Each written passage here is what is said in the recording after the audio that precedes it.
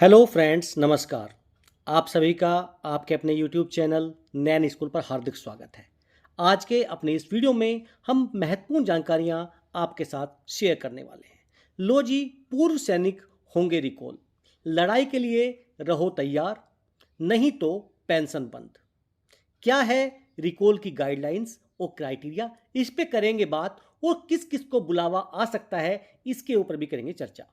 Most immediate letter हुआ जारी, social media के लिए आपके लिए महत्वपूर्ण एक गाइडलाइंस है, उसका सभी को करना होगा पालन।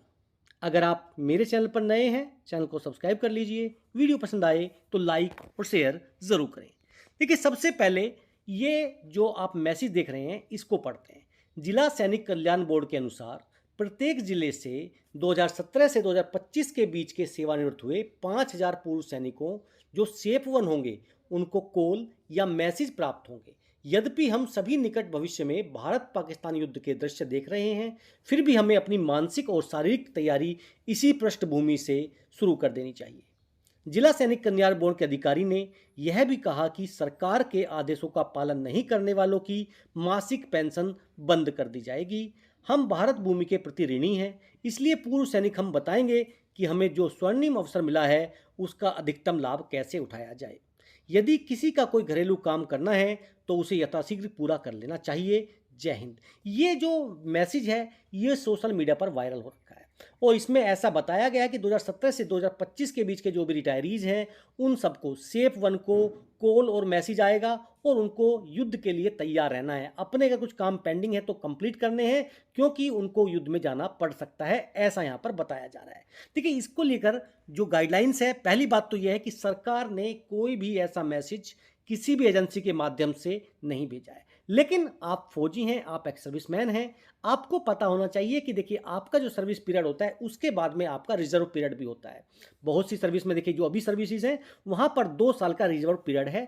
आपको अगर कुछ ऐसी कंडीशन होती है, कुछ रिक्वायरमेंट होती है, तो आपको रिकॉल किया जा सकता है, बुलाया जा सकता है। The reserve service rule for defense ex-servicemen involves a period of potential recall to active duty after retirement. This rule typically applies to those with a certain length of service and who meet specific criteria. यानी मान लीजिए कि आप safe one हैं, यानी आप safe one category में retire हुए हैं, आपकी सर्विस कंप्लीट हुई है, और आपकी सर्विस अभी मान लीजिए कि 2023 में आप रिटायर हुए हैं, तो आपको बुलाया जा सकता है। क्योंकि जो कंडीशन है अभी 2 साल आपकी सर्विस अगर रिजर्व पीरियड की है तो उस 2 साल के पीरियड में आपको कभी भी रिकॉल किया जा सकता है। इसमें एज क्राइटेरिया भी है, 51 54 ईयर्स का क्राइटेरिया है, अगर आप पुराने हैं या नहीं है। लेकिन इसमें इंपॉर्टेंट चीज़ ये है कि आपको 2 साल का रिजर्व पीरियड यहाँ पर रखा गया है। हर सर्विस के लिए थोड़ा बहुत ये प्लस माइनस हो सकता है, 2 साल से लेकर 5 साल का रिजर्व पीरियड रहता है। Ex serviceman may be called upon to return to active service in the event of a, किस कंडीशन में, नेशनल इमरजेंसी और द स्पेसिफिक सर्कमस्टांसेस।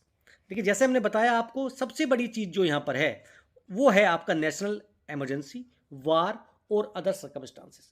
यानी अगर वार की सिचुएशन होती है तो ऐसी स्थिति में आपको बुलाया जा सकता है, और आप फौजी हैं, आपको उसके लिए तैयार रहना होगा। लेकिन देखिए, जो मैसेज आपके साथ शेयर किया जा रहा है उस मैसेज में कितनी सच्चाई है इसके बारे में नहीं कहा जा सकता। लेकिन ये मैसेज सरकार की तरफ से अभी जारी नहीं किया गया है, और ना इसकी कोई भी संभावना है।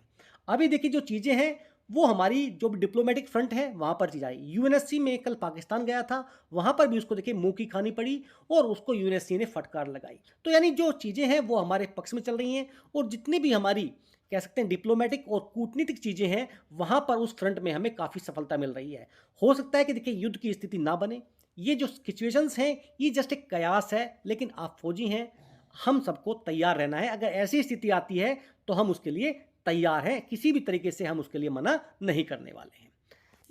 इसमें जो बताया गया कि आपकी पेंशन रोक दी जाएगी, देखिए ऐसा कुछ भी नहीं है, और ना ही इस तरह कोई भी मैसेज शेयर किया गया है।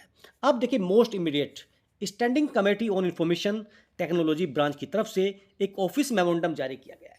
देखिए, पहलगाम के ऊपर बहुत से सोशल मीडिया इन्फ्लुएंसर हैं, जो सोशल मीडिया प्लेटफॉर्म्स हैं, चाहे आप न्यूज़ की बात करें, चाहे आप जो हमारे यूट्यूबर्स साथी हैं जो डिफेंस की वीडियोस बनाते हैं, अब वो उसको लेकर कुछ नेगेटिव चीज़ें फैला रहे हैं। ऐसी स्थिति में उनको ध्यान देना होगा कि देखिए, ये आपकी नेशनल सिक्योरिटी के अगेंस्ट है, देश की कंट्री के अगेंस्ट है। तो ऐसी स्थिति में आपको जो नया आईटी एक्ट है उसके तहत आपको कह सकते हैं कि पेनलाइज किया जा सकता है। और यहाँ पर सबसे बड़ी बात जो है वो ये है कि the desired information may be furnished to the committee by 8 May 25 positively. The soft copy of the same may also be emailed. यहाँ पर इन्होंने लिखा है the receipt of this communication may please be acknowledge. देखिए, ये चीज़ें आए या ना आए, आपका कर्तव्य बनता है, आप देश के नागरिक हैं और आपको जो भी चीज़ें अपने देश के प्रति, जब देखिए हम अपनी चीज़ें मांग रखते हैं, हम धरने पे बैठते हैं, वो हमारी देश से मांग है क्योंकि हम ही देश के नागरिक हैं। लेकिन जब हम एक वाइड पर्सपेक्टिव में बात करते हैं तो हमें अपने देश की किसी भी नेगेटिव पॉइंट्स को ऐसे डिस्कस नहीं करना चाहिए और ना ही उसको लेकर कोई भी ऐसा मिसकंसेप्शन जो है फैलाना चाहिए जो देश की छवि को धूमिल करे। तो ये सारी चीज़ें देखिए आपके सामने हैं। आप भी अगर कोई इस टाइप का कोई आपने कमेंट किया है, कुछ भी किया है, तो आप इनसे अपने आप को अवॉइड कर सकते हैं क्योंकि ये चीज़ें जो हैं आपके और आपके देश के लिए नुकसानदायक है और आपके देश की छवि को धूमिल कर सकते हैं। हमारा काम है हमें एकजुट रह के, क्योंकि डिफेंस में सिखाया जाता है कि भई यूनिटी इज स्ट्रेंथ।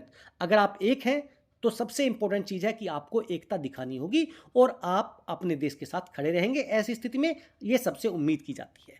तो ये थी प्रमुख जानकारियाँ। फिर मिलेंगे आपसे। जय हिंद, जय भारत।